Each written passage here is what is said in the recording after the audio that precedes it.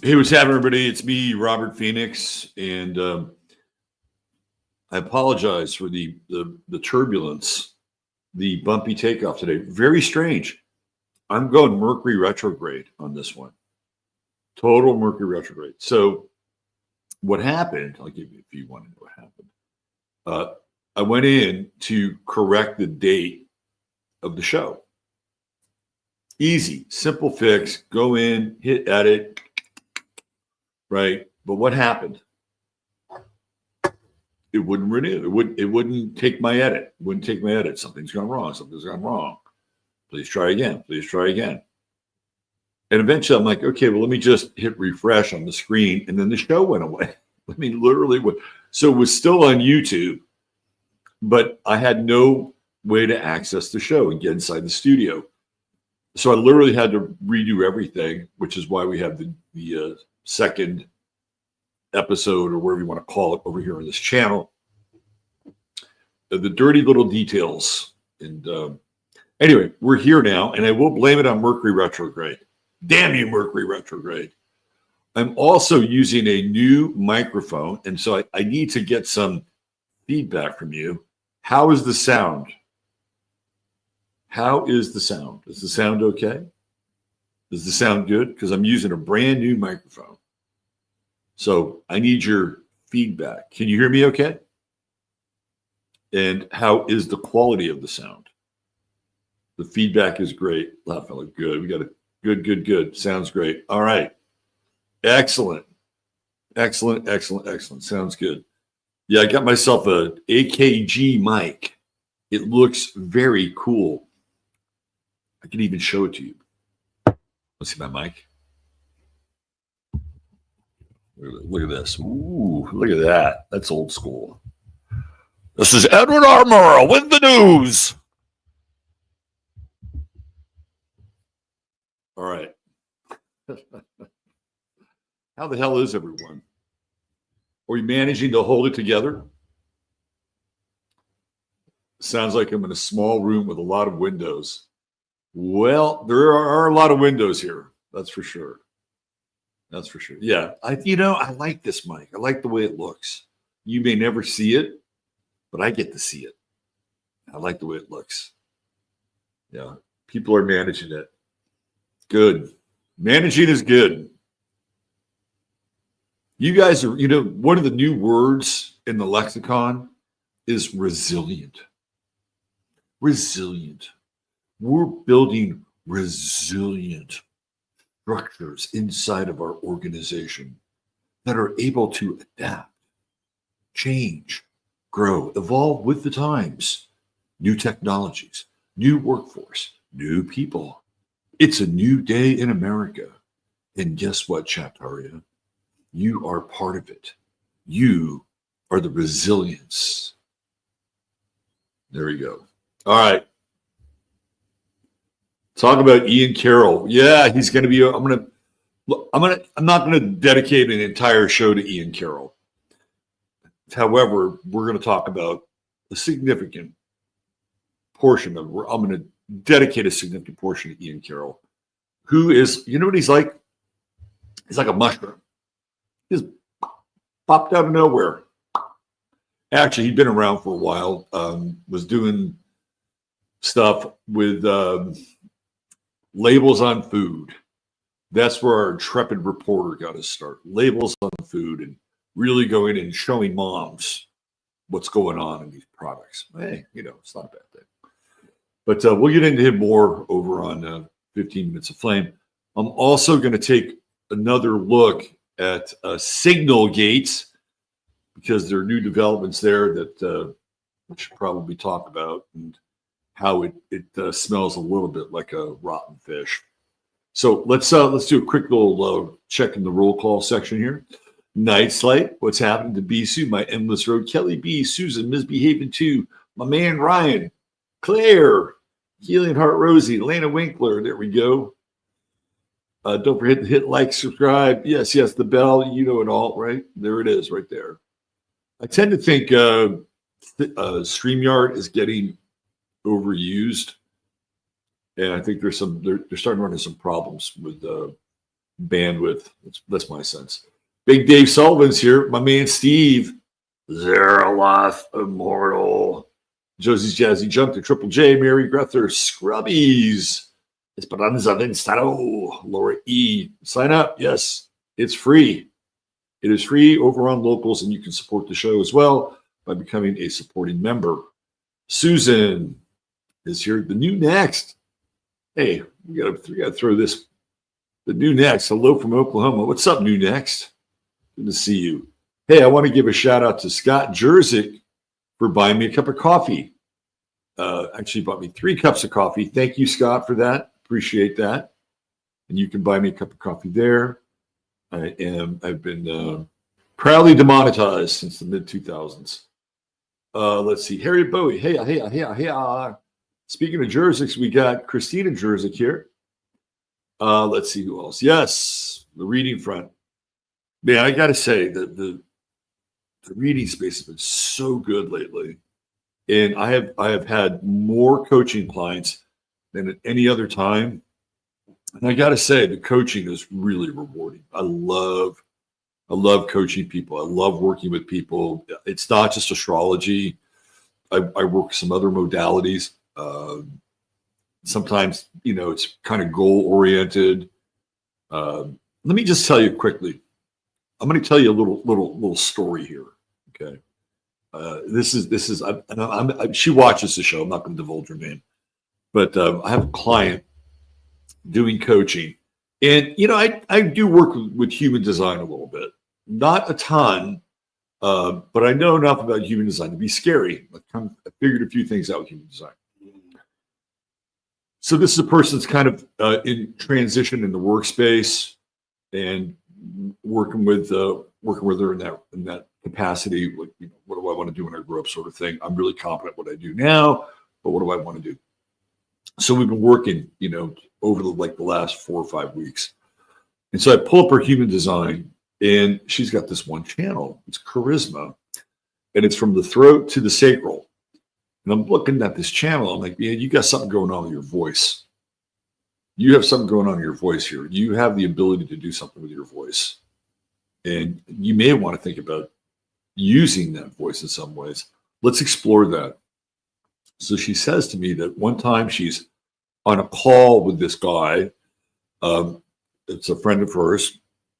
It's on speakerphone. The guy's father is in the room, has not said a word in a year and a half. He's got dementia. And she starts speaking, right? And he hears her voice. And he says, who is that woman? Like out of nowhere. He hasn't said a word in a year and a half. Who is that woman? And the guy says, oh, this is so-and-so. He said, if I was working, I would work with that woman. And not only that, but she has a very pleasing voice. Right? So we're over the target here. And then what happens? She tells me, I had a friend who said, I think you should do more with your voice. So, well, I went out and I bought a microphone. Hello, right here we go. Over the target. This is why I love coaching. I think it's great. And sometimes people just need a person to speak with. Sometimes that's all it is. But other times people are very goal-oriented and want to accomplish things or, deal with certain situations in their life. And I really like it. It's a very rewarding part of the job. Perspective Eyes. Janine, PMSO, what's happening? Our man Steven, the Jupiterian, checking in from Fog City. KK, the California Contrarian. Yeah, come over to Rumble or Boxcast. Thank you, Ryan. We hang out there for about 90 minutes. It's a good hang. Road Trip 1981, back again. Thor to door. There's my guy, Mayor Steve. Liddy Lou's here. Yes, Liddy Lou, I will play you a happy birthday song. I might even make one up myself for you. It's enough time, isn't it? I do enjoy making music every now and then. Moira, NYC, she's back. All right. I think we should get going here. Naturally, Mother Earth, thoughts about this weekend's crazy astrology. Yeah. It's a good thing it's happening on the weekend, right? Look, we are in a long-term cycle of things getting shaken out. One of the things, if I was coaching each and every one of you right now, one of the things that I would say to you is this Aries season is very important. Now, the eclipse that's coming is an eclipse that is part of an older cycle. It's the Libra Aries nodal axis cycle, which is different than the Pisces Virgo thing we got going on, right? But it feels to me like the superchargers are going to get jacked into people. We've been having these CMEs, and they've been happening under the sign of Aries. I think this is very, very significant, incredibly significant. And I've never been a huge, like, well, we're getting upgrades person. However, that said, I do believe something along these lines is happening. And the CMEs in the sign of Aries, I think, are very, very important, because Aries is a sign that can take on challenge, conflict, struggle. It doesn't back down. It keeps moving forward. It's like a tonic for the troops in some ways. And so while some of us may be a bit sensitive to these energies, and, you know, man, Sunday I was wiped out. I was really, really wiped out. Think of it as like going to the gym and getting a really intense workout in. And then after the workout, you're tired. And like, oh man, I don't need to go to the gym for a couple of days. This is what this is like. I do believe, a lot of people say, well, we're living in a matrix and it's all a simulation and yada, yada, yada. I would say yes and no. Right? There's the Hindus understood something about the concept of Maya, which is very much akin to the matrix. However, there is also this, I wouldn't call it an emergent consciousness, because it's been around for a long time. It is really the God seed that's in each and every one of us. And what happens in our life, and in this chapter of the story, we have all these disruptors that keep the God seed from being able to crack open and sprout. Whether it's the food, whether it's the air, whether it's the water, whether it's the noise of social media, whether it's the Sturm und Drang and the elections and the political process, all these things kind of get in the way of what I would call the God seed. This is Easter now here up in the Northern Hemisphere. Don't worry, you people in the South, you're getting it too. Don't worry about it. This is the metaphor for where we are. It's the cracking open of the God seed. And so we live in a holistic system, meaning that the sun, which we know very little about, by the way, we know very little about the sun, but the sun is connected to our consciousness. In fact, in many ways, it is our consciousness. So the sun is adapting to the conditions here in this realm, right? So if the conditions in this realm are about sleep, they're about distraction, they're disrupting this evolutionary process, which eventually we are going to get to. And I believe we're going to get to in our lifetime. What does the sun do? The sun counteracts that. It says, okay, I've got to push out some energy here that is going to balance out and counteract what's happening down there. And this is what's going on. And this is why the CMEs and the sign of Aries are very important. And while they may knock us out for a little bit, and I felt it on Sunday, boy, I was wiped. I think we had another one, was it yesterday? Right? Think of these CMEs as being super intense, ultraviolet rays that are coming in. They're coming into the greenhouse, and they're supercharging life in the greenhouse. I think this is a very interesting time to be alive. No matter how chaotic, weird, polarizing, at times depressing it is, we're in a period where the greatest growth can take place, really tremendous growth. And sometimes the growth isn't even quantified by, oh, look at me, I got all these zeros in my bank account, or I just got a promotion, or it's not always quantified by that. Like, growth can be quantified by overcoming very challenging situations as an individual, that things that have been, really holding you back. And I'm not even talking about, yeah, man, I always get looked over for promotions. And no, these are things that are very important, like something that's happened over the last 10 to 15 years of your life that you're coming to grips with and you're dealing with, and you're waking up and it's like, oh my God, what happened here? What did I do? I was asleep at the wheel. How do I change this? Right? Now these are critical. These are critical moments on the soul's journey, because people are becoming conscious and aware. And in many cases, they're getting in touch with their feelings. And that's not always a bad thing. Where a lot of people are saying, I can't deal with this world anymore. Why am I here? There's nothing here for me. Can somebody just beam me up? Can I just check out? Well, not yet, not quite. So what are you going to do while you're still here? There's things that you can clear up and clean up. These are not inconsequential things. They're not.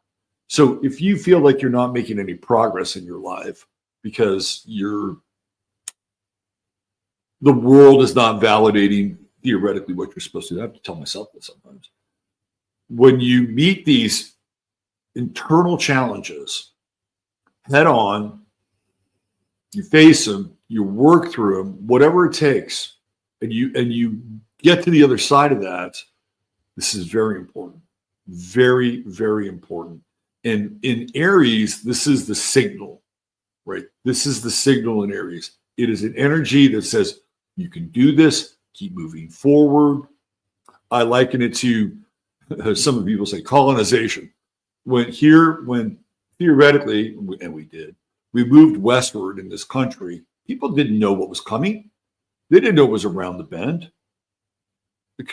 Oh, look, we've got Comanche Indians. Oh, hey, what do we do? How do we deal with that? Oh, look, we've got scorpions. Oh, look, we've got these snakes that are incredibly venomous. This is Aries energy. And they get in there and they put their fence posts in and say, this is where we're going to start our family. This is where we're going to have our legacy. Anyway, I'm seeing people drop off on the view, so it must be boring shit out of people. Let's get on with the weather. All right.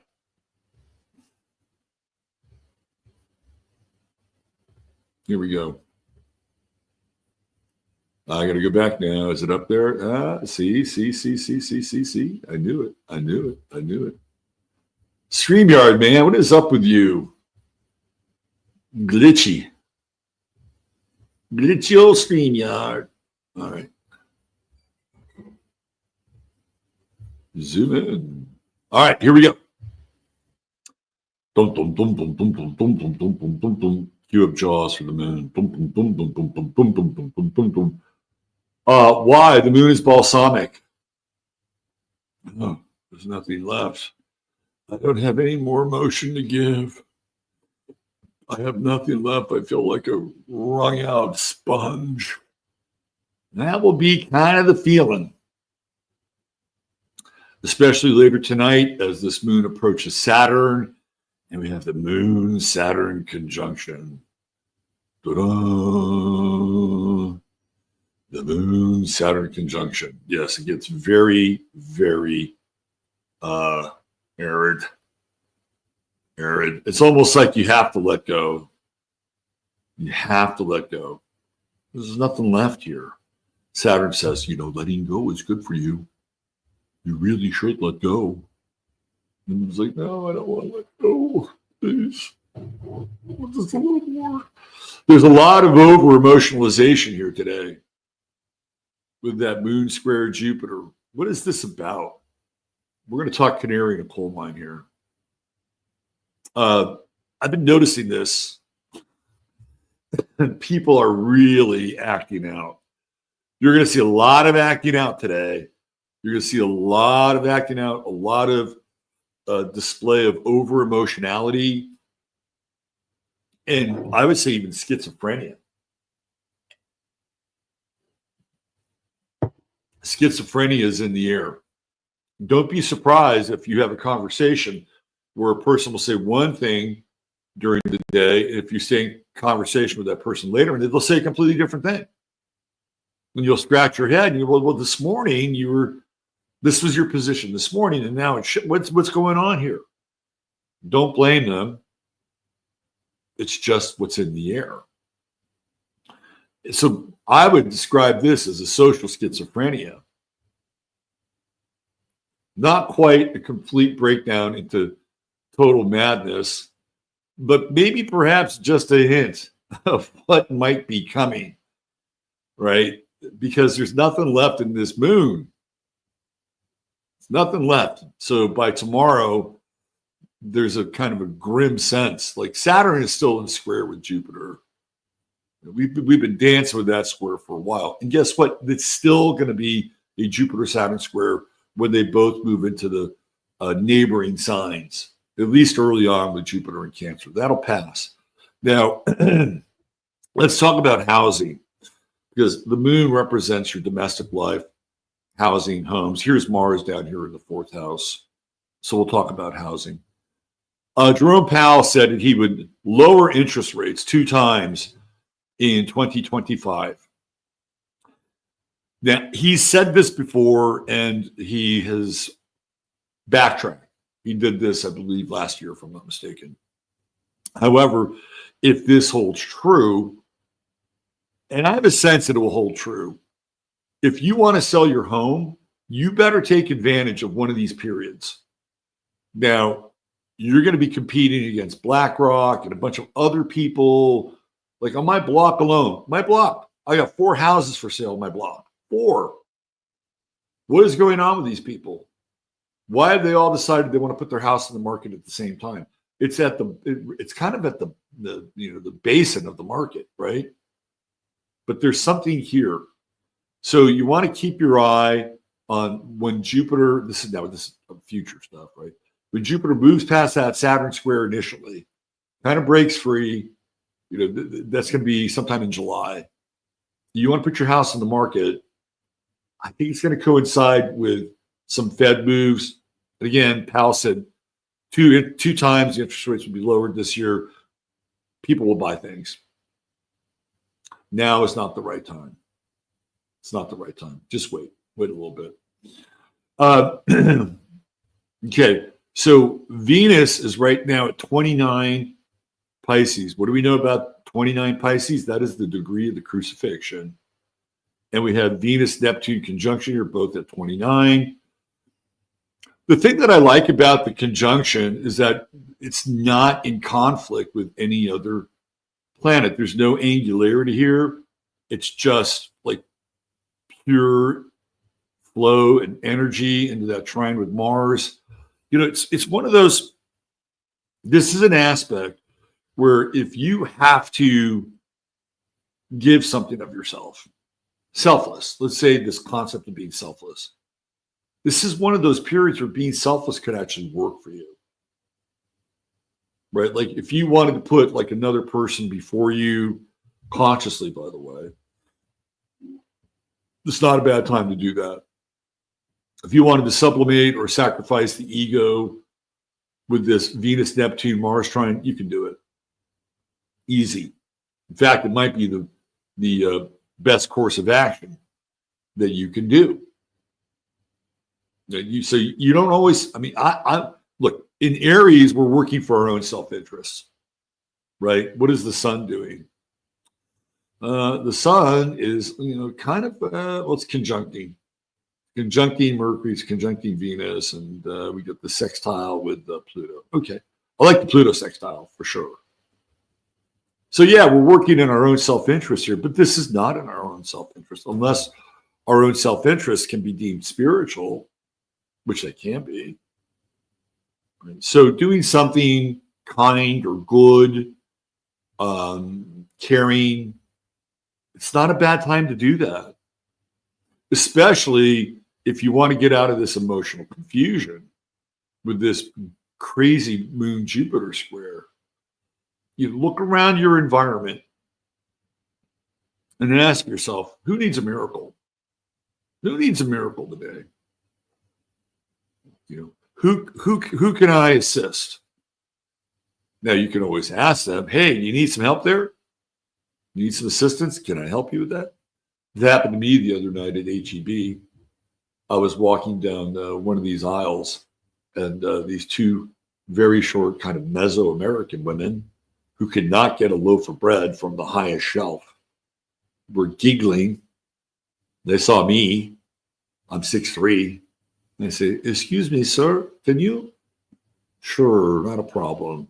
I reach right back there into the dark void of that shelf, and I plucked out a loaf of bread. And I said, here you go. Thank you very much. See, it's that simple. It is that simple. Right place, right time. I felt like a benevolent colonizer. That's how I felt. Here you go. I know we've been tough on you in the past, but let me get that bread for you. Don't hold it against us. Chiron Mars square, we're still in there. Look at, they just dancing together every day. Mars says, hey, I'm moving one space. Chiron says, hey, guess what? I'm going to move one space too. This is what we've been doing with Chiron Mars at 22 degrees. 22 degrees. I'm going to come back to this concept here. Do not take things personally, especially if you think that you should be further along than you are in your life. Do not take it personally. This is amazing, this Chiron Mars square. The other thing this Chiron Mars square reminds me, I'm going to talk a little bit about it as well in 15, is Signal Gate. There's new details emerging with Signal Gate. I'm going to get into some of those over on 15 after I fillet Ian Carroll. I think that's about it, right? We are headed into a very powerful weekend. We got some eclipse action coming in, and it's going to be in Aries. Don't be surprised if you have kind of a review with your life, and one of the pictures or images that comes up is one of, oh, I'm so weak, or I feel so disempowered, and I feel so powerless against what's going on in the world. This would not be an uncommon feeling over the weekend. Okay. False flags usually aren't done on weekends. Keep an eye on tomorrow. Tomorrow is going to be a very interesting day. Friday is usually a news dump day. So keep your eye on tomorrow, and I would not be surprised if we're not dealing with some kind of the banging of the war drum tomorrow. It feels to me that like there's a lot of psychological pressure. They're really trying to get into people's heads tomorrow. See, that's the nature of Pisces. Pisces, especially the moon, even though it's balsamic, right? The moon is the public. The moon is the masses. And when it's in Pisces, it's like, oh, look at this. Look what they're doing over here. Look at these poor people. They're stirring the pot. So keep an eye on that for tomorrow. Okay, let's get into the next phase of today's show, which is the sponsoring of this segment, which is by True Hemp Science.com, your one-stop shop for all things CBD. Well, ladies and gentlemen, boys and girls, I am sad to break the news to you, but SB3 passed here in Texas. It remains to be seen how it's going to impact a lot of the CBD purveyors here in the state of Texas. They're limiting the amounts of trace elements of THC. Look, humans are very resilient and inventive and clever, and people will find workarounds, even though the stupid fucking bureaucracy wants to shunt them when they get a foothold into the business space. Well, we're going to shut you down. We're going to make it more difficult for you. So I have faith in my guy, Chris. He's going to evolve. He's going to figure out things to do and continue to bring you high quality CBD products. Now, this will not take effect until September, which means you still have the opportunity. And by the way, I would take advantage of it. Because after September, these formulas are going to be different. And I'm sure they'll be great, but they'll be different. Goodbye, Delta 9. This is what they're really going after. They're going after Delta 9 here in Texas. So if you go to truehempscience.com, spend $100 or more, type in 15MINS, you'll get the goodie bag. It's like the Whitman sampler. It's an order within an order. You get some of the world famous gummies.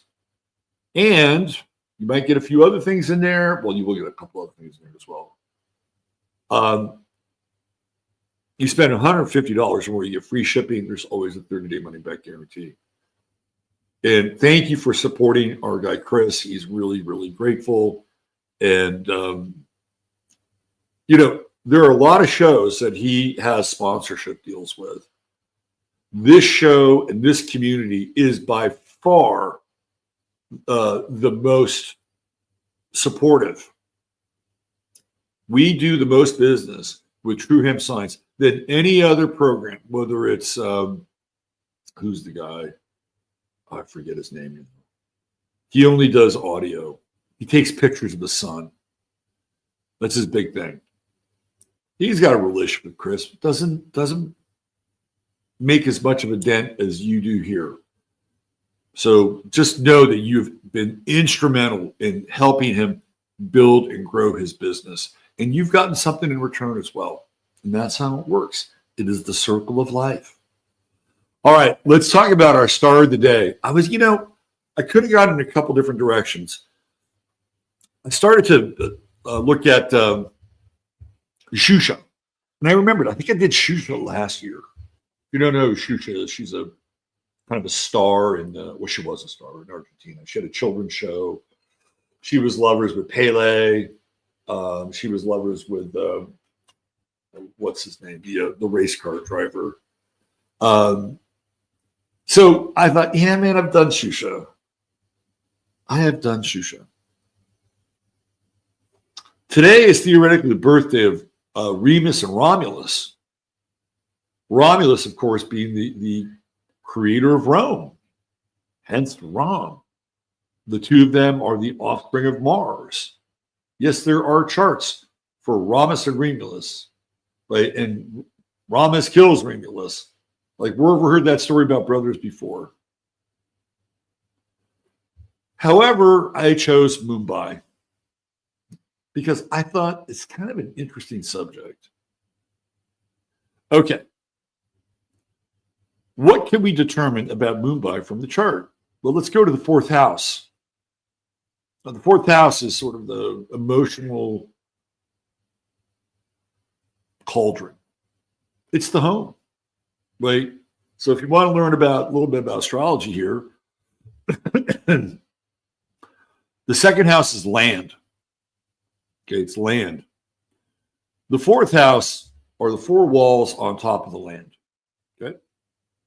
So your fourth house is indicative of the conditions that influenced you as you were growing up in those four walls. And a lot of people don't understand this. They think of like the eighth house.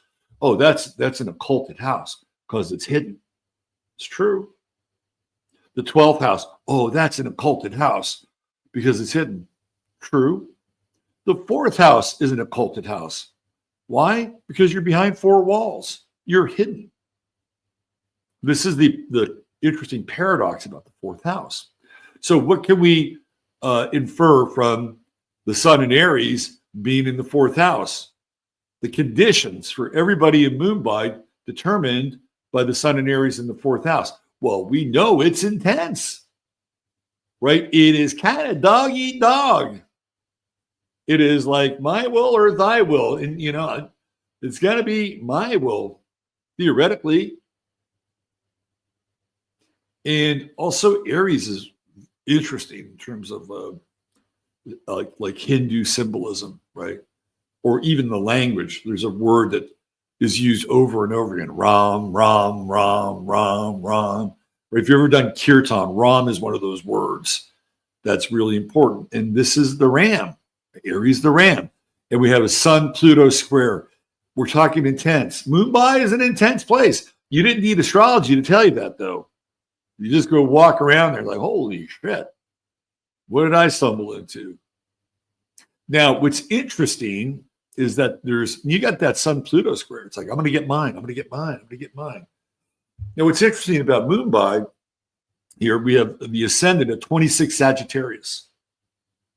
I do think, and I've never been there, but I do think that there's probably a relentless hopefulness and a relentless kind of faith that whatever you do, you're gonna be slumdog millionaire or something like that, right? There's kind of a relentless faith here. Like, this is conjunct the galactic center. So people that live in this place, even though it may be dog eat dog, like, it's like the conditions are kind of can do, right? They're kind of can do. Now, I'm going to go to another direction here. So the moon in Virgo, which is in the 9th house, so funny. When I think of Mumbai, what do I think of? I think of customer service. Oh, you can't see the chart. What the fuck? What is going on here? Oh, sorry. Thank you, Steve. Here we go. My bad. Hold on. Thank you, Steve. Thank you. Steve was producer Steve. He's now Mayor Steve. There you go. There's your Mumbai right there. Okay. There's the sun right there in Aries. Ram, Ram, Ram. Squaring Pluto. There's a relentless optimism that people have there, right? Also connections with other countries. And this leads me to the customer service conversation. We have Pluto in Gemini on the descendant. Like 9 times out of 10, boys and girls, if you call customer service, who you're going to get? You're going to get somebody that lives here.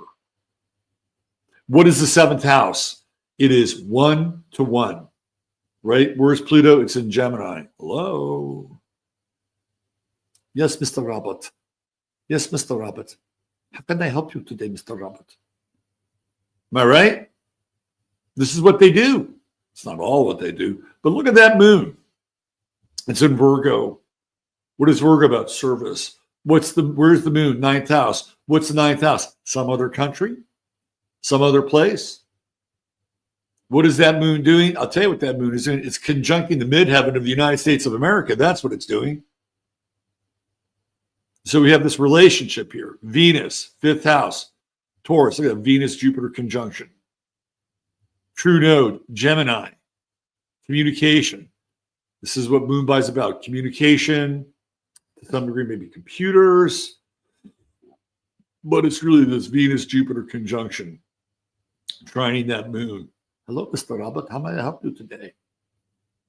Now, there's another side to this. The other side of Mumbai in that whole equation is scammers. Hello, Mars and Scorpio. 11th house. Oh, yeah. Retrograde. How many people do you think have tried to get their money back from internet scammers from Mumbai? This is the 11th house. This is social media. This is the internet. Yes. Mars, Saturn square. What drives them? Oh, it's the Saturn in the 2nd house. Saturn in the 2nd house. Who's this? Not care. Hold on. Here we go. Saturn in the 2nd house. Deprivation of money and resources. Generally speaking, that's the nature of Saturn in the 2nd house. Resources are slim. However, it is in Aquarius, which means that the way that they go about getting the resources is going to be through computers, technology, et cetera, et cetera, et cetera. And we got this Mars Saturn square. This is the slow climb out of poverty, right? Slow climb out of poverty. However, There's also a price to pay for being scammers and taking that dough. Saturn is also squaring Venus, Jupiter. Are we playing a little hard and fast with the law here? Maybe. Yeah, I would think so. Yeah, listen, it's not all scammy, to be fair, right? It is not all scammy. Again, there's this relentless optimism. There's the ability to meet all these challenges kind of head on. It feels at times like life or death. This is not a place of moderation. This is a place of extremes. Now, they may not be acting out in an extreme way, but if you got tossed into Mumbai from the West and you weren't prepared for it, it would be a shock to your senses. It's very extreme. You start walking around and people start asking you for money. I mean, this is what happens. So. It's a very interesting place. Very interesting. I think that Pluto, if we were to take Pluto and put it right there in the second house, and I have had this feeling for a long time, that the next place to blow up, to be a really powerful force, is India. And I have my reasons for that. Well, okay, I'll give you the one reason, and then I'll build on it. The moment, if you look at civilization, theoretically, how civilization started and moved. Let's just say, let's start with Egypt. Okay, Egypt, big civilization, technology that we're really now just starting to find out about. Right? What happens? Well, eventually it starts to move a bit westward. What's the next stop? Greece, right? I know there's the Sumerians and there's all these other, IANs, but Greece is really the next stop on the wave, right? The next stop after that, Rome. It's a little bit more westward. The next stop after that is what? England. England ruled the seas. England was a dominant force in the world. Colonization, clipper ships, freebooters masquerading as pirates, right? But the sun did kind of set on the English Empire, just a little bit. So where was the next stop? The United States. That's right, United States. The promise of the new land, manifest destiny, all the things that go along with it. But eventually, that wave just keeps on going westward. Next stop, Japan. Oh my God, post-Marshall Plan, Japan blows up. Big economy, innovation, great cars, and then, what's the next stop after that? China. China's west. China's the next big thing. Oh my God, China's going to rule the world. China's sun is setting a little bit. What comes after China? India. And then after that, we're back in Egypt again. We've gone full circle with this ring, this wave of development that started in Egypt. We're slowly moving back to Egypt. The next and probably final stop before we get to Egypt is India. I think India is going to be a force in the 21st century. And we're already here, but deeper into the 20th. Why? Well, because number one, the government there can do whatever the fuck they want, right? It's like, oh, we're going to have digital wallets now. It's going to be voluntary. No, it's not. It's actually mandatory now. You see, this is how the government can operate in India, right? And so what are they doing? They're adaptable. Now, China is really pushing the envelope with AI and CRISPR technology. They don't have a lot of the safeguards that we theoretically have here. India will be much closer to China when it comes to these technologies. And they're like, fuck it. What do we have to lose? And then they have a huge amount of people, and the people who migrate from India to, let's say, the United States of America or Canada, they're part of it. Right. So it's not just India, but it's the people from that place that go to these other places who, in many regards, send their money back to India. We're talking H1 visa stuff, right? But there's more to it than that. India was this spiritual powerhouse, and maybe even technologically, when you really get into some of their, ancient tools and shit like that, right? I think they're gonna approach that space again, and we're gonna see it within the next 20 to 30 years.